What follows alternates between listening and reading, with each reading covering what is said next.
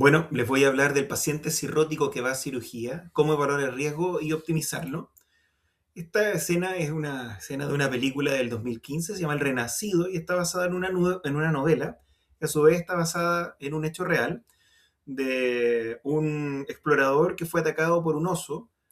Lo que se describe en la novela es que sufrió una sepsis grave, por lo menos, y sobrevivió en la intemperie. Cualquier parecido con el acto quirúrgico es mera coincidencia. Ahora, hay que entender que el personaje lo representan de esta forma, ha sido bastante parecido, pero nuestros pacientes cirróticos tienen otras características. Y es así que hay que entender que la cirrosis produce los dos síndromes más importantes de la cirrosis, que es la insuficiencia hepática y la hipertensión portal, que produce reserva hepática reducida y la hipertensión portal colaterales, ascitis y las consecuencias de la hipertensión portal. Esto genera un organismo deteriorado que al ser sometido al estrés quirúrgico, al acto quirúrgico previamente tal, pero la anestesia, el sangrado, inflamación, el ayuno prolongado, tiene mayor riesgo de descompensar la enfermedad de base, es decir, la cirrosis, con distintas descompensaciones, con la mayor expresión en la CLF, pero también con infecciones o complicaciones propias de la cirugía. Por lo tanto, cabe preguntarse no solo si el paciente puede operarse, sino que qué reserva tiene y cómo podemos modificarla antes de la cirugía si es posible. Y para eso uno puede dividir en cuatro pilares la fisiopatología de este problema. La hipertensión portal, como les mencionaba, que presenta colaterales frágiles, ascitis, congestión visceral, que hace que los tejidos sean más fáciles que sangren, tener presencia de dehiscencia y ese tipo de dificultades. La disfunción hepática, hay menor síntesis, poca albúmina para que peguen las heridas, hay un metabolismo alterado y una hemostasia inestable, como vamos a ver más adelante. Una disfunción circulatoria, ¿no es cierto? Pacientes con una vasodilatación continua, con bajo volumen efectivo, con riñones que son fácilmente dañables, ¿no es cierto? Fácilmente afectados por cualquier agresión, una pobre respuesta a distintas agresiones y una inflamación sistémica dado por translocación bacteriana frecuente, con un alto riesgo de sepsis y finalmente presentar a CLF. Así que estos pilares o ejes pueden converger, uno en mayor medida, todos juntos, y generar un mayor riesgo quirúrgico. Ahora, por suerte, ¿no es cierto? Por suerte, la evaluación preoperatoria es muy fácil.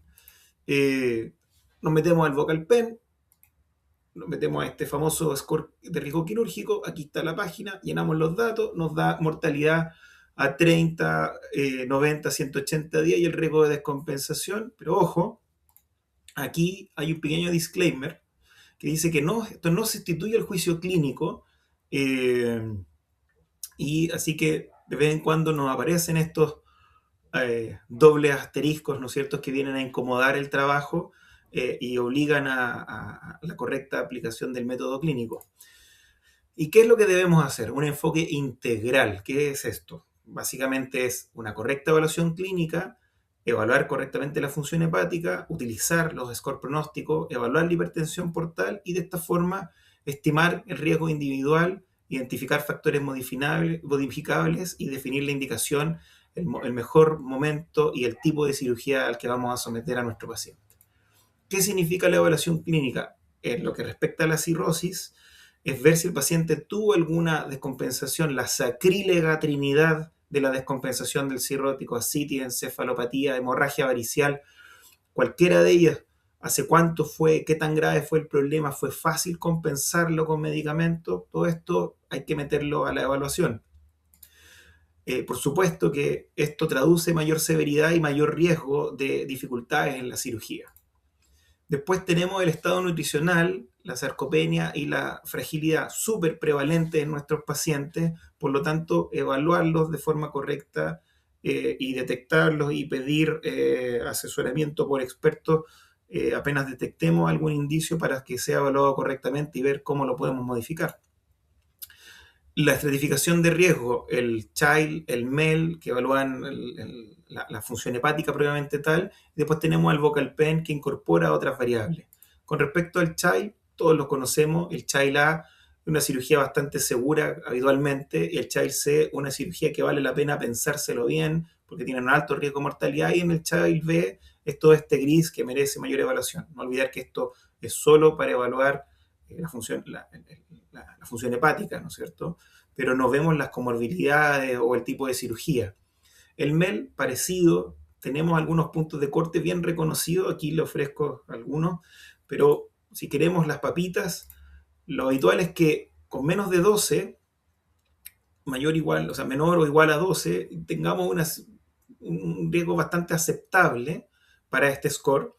Y con score de 19, 20, 21, ya empiezan a haber problemas. 21.3 para el MEL sodio, el riesgo supera el beneficio. Y llegamos al Vocal Pen. El Vocal Pen es este score que incorpora tres variables: paciente, el hígado y la cirugía. Con respecto al paciente, la edad, más allá de la edad biológica, es un número que no podemos obviar. La obesidad, la clasificación de ASA, que es una clasificación de riesgo quirúrgico que se incorpora a esto.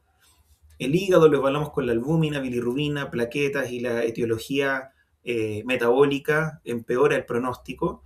Y la cirugía, dos variables: si es de urgencia y el tipo de cirugía. Y es aquí donde el Vocal Pen desplazó a Mayo, porque Mayo no contemplaba los avances en la técnica quirúrgica y sobreestima el riesgo quirúrgico. Es por eso que el Vocal Pen se posiciona por sobre el score de Mayo en las guías clínicas actuales.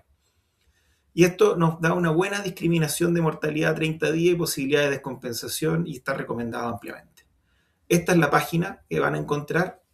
Acá introducen las variables y acá van a obtener la mortalidad y posibilidad de descompensación. Es otro elemento que utilizamos para ver si nuestro paciente debe ser sometido a cirugía. La elastografía hepática, con sus puntos de corte bien estudiados y definidos, no, escapa a la presentación esto, pero esto ha sido poco estudiado en este escenario. Hay pocos trabajos, y la guía del 2017 habla de que para cirugía electiva menos de 17 kilopascales es un buen umbral pronóstico favorable para la cirugía. Que sí ha sido muy estudiado es el gradiente de presión venosa hepática, que es el gold estándar de la medida de la presión portal. A pesar de ser un subrogante, esto ha sido muy validado en cirugía y se han presentado puntos de corte bien claros. ¿Qué puntos de corte? Menos de 10, menos de 12, el riesgo es bastante aceptable. Más de 16 hay bastantes complicaciones, y más de 20 la mortalidad es bien importante, y hay que pensar bien si merece la pena meter a este paciente a cirugía. Esto es independiente del score de severidad de la cirrosis y de la clasificación de ASA. Es lo que mejor se condice con pronóstico de los pacientes. Por lo tanto, es una herramienta que se debe considerar siempre que esté disponible y que pueda cambiar la indicación del momento quirúrgico. No hemos cansado de repetir, esto suena complejo, pero no es un procedimiento complejo. La idea es que los hepatólogos hagamos cada vez más este procedimiento y acérquense a sus radiólogos intervencionales para ver si pueden tener esta medición que puede cambiar la indicación del procedimiento. ¿Qué hay con respecto a la evaluación cardiopulmonar? El ecocardiograma es bien necesario, ya que nos permite detectar riesgo cardiovascular, patología de índole respiratoria, cardiopatía del cirrótico. También podemos apoyarnos con el electrocardiograma, ver la capacidad funcional.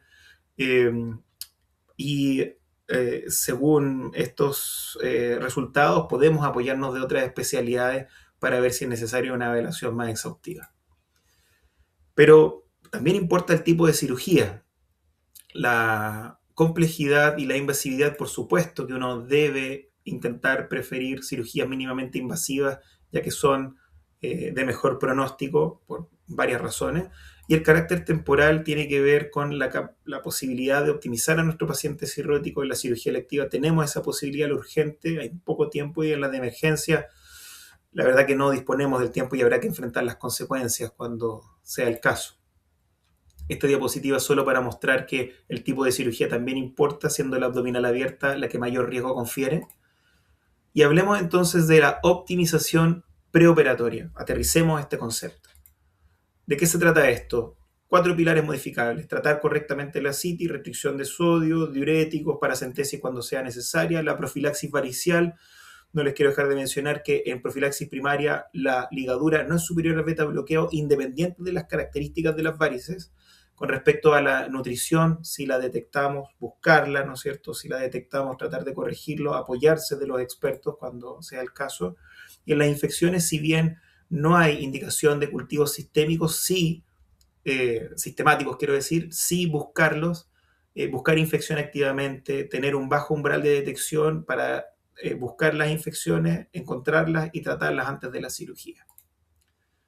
Con respecto al TIPS, esto que podría ser lo central de la charla, la verdad que no se recomienda de forma rutinaria y tiene que ver con la baja calidad de los estudios.